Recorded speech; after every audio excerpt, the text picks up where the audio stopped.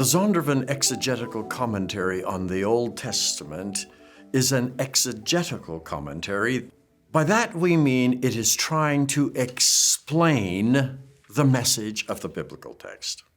A lot of commentaries focus on explaining words, explaining cultural concepts that show up in the text.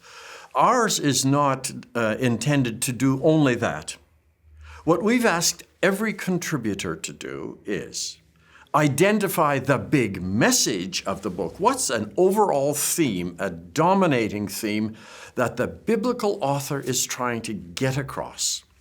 And then the commentator is to explore how the author makes that point and to show how every unit in the book contributes to that point. What's distinctive here is that we're asking all of our contributors to do some force of discourse analysis or linguistic analysis. It's not just lexical analysis. We want them to show how the structure of the story, if it's a narrative text, or the structure of an oracle, if it's a prophetic text or a psalm, how the author deliberately chooses words and the form of words to develop the points that he's trying to make. So in the end, we want our readers to hear the message of Scripture. That's the point. We don't want them to hear the interpreter's message. We want them to get the biblical author's message. After writing the introduction to a book, for each literary unit in the book that they've identified, we ask the commentator to do 5 or 6 things. 1, in a sentence or 2, declare what is the big idea in this little text. Whether you're taking 6 verses or 22 verses, whatever. What is the big idea the author's trying to get across? Main idea.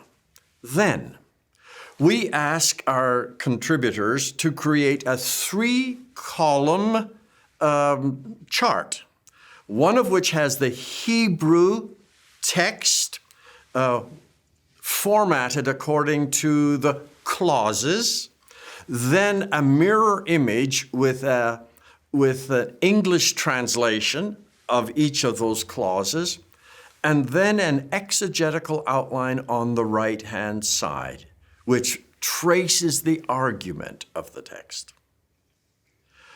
This leads then to a 3rd section.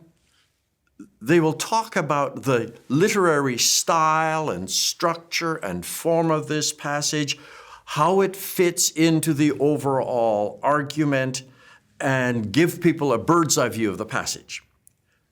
Then comes the explanation of the text. This is the real commentary. And what we're doing is we're asking all the contributors to take the outline on the right-hand column of your opening chart and give it flesh. This is the skeleton. And simply unpack the text so that the readers of the commentary grasp the logic of the argument of the biblical text. That in the end, the point, the main idea that they announced, they see how the biblical author actually made that point. Each section then concludes with a general discussion of canonical and long-range theological and practical significance.